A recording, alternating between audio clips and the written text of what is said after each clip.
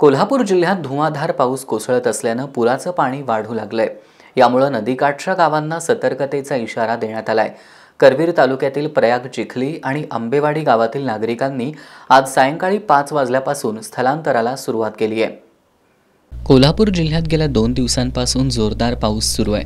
आज सकाळपासूनही शहरात जोरदार पाऊस झाला। दुपारी हवामान विभागाने जिल्ह्यात मुसळधार पावसाचा अंदाज वर्तवला होता। हा अंदाज खरा ठरवत जिल्ह्यात दुपारनंतर मुसळधार पाऊस झाला। धरणाच्या पाणलोट क्षेत्रात धुवांधार पाऊस झाल्यानं धरणात मोठ्या प्रमाणात पाण्याची आवक होतीये। तसंच धरणातून पाण्याचा विसर्ग केला जात असल्यानं नद्यांच्या पाणी पातळीतही वाढ होतीये। आज दिवसभरात पंचगंगेच्या पाणी पातळीत संथ गतीनं वाढ होत गेली। मात्र सायंकाळी 7च्या आकडेवारीनुसार तासाभरात पंचगंगेच्या पाणी पातळीत 3 इंचांनी वाढ झाली। सायंकाळी 6 वाजता 37 फूट 4 इंच असणारी पाणी पातळी 7 वाजता 37 फूट 7 इंच इतकी झाली। पुराचं पाणी वाढत असल्यानं नदीकाठच्या नागरिकांची धाकधूक वाढली आहे। प्रशासनानंही या गावांना सतर्कतेचा इशारा दिलाय। प्रयाग चिखली आणि आंबेवाडी गावातील नागरिकांनी आज सायंकाळी 5 वाजल्यापासून स्थलांतराला सुरुवात केली आहे। गगनबावडा तालुक्यातील मांडुकली या ठिकाणी पाणी आल्यानं कोल्हापूर गगनबावडा हा राज्यमार्ग वाहतुकीसाठी बंद करण्यात आलाय। जिल्ह्यातील एकूण 85 बंधारे पाण्याखाली गेले असून या मार्गावरील वाहतूक पर्यायी मार्गाने सुरू आहे। पूरस्थिती उद्भवल्यास जिल्हा प्रशासनाची यंत्रणा सज्ज असल्याची माहिती जिल्हा आपत्ती व्यवस्थापन अधिकारी प्रसाद संकपाळ यांनी दिली। संभाव्य पूरबाधित गावांची आम्ही पाहणी केली असून नागरिकांसाठी निवारा केंद्र त्याचबरोबर प्राथमिक सोयी सुविधांचं नियोजन करण्यात आल्याचं जिल्हा आपत्ती व्यवस्थापन अधिकारी संकपाळ यांनी सांगितलं।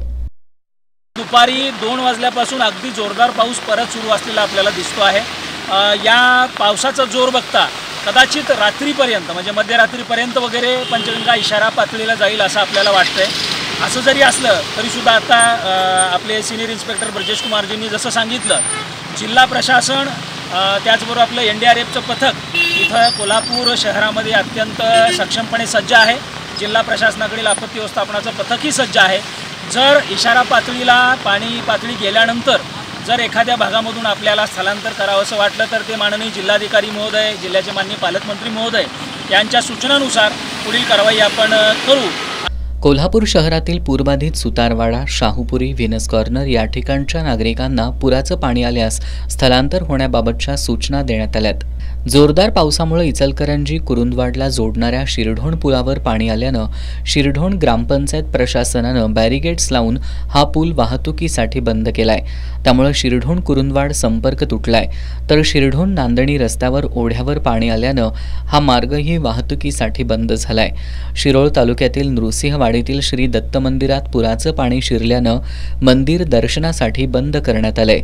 अलमट्टी धरणातून 1.25 लाख क्युसेक्सनं पाण्याचा विसर्ग करण्यात येत असल्यानं कोल्हापूर आणि सांगली जिल्ह्याला मोठा दिलासा मिळालाय।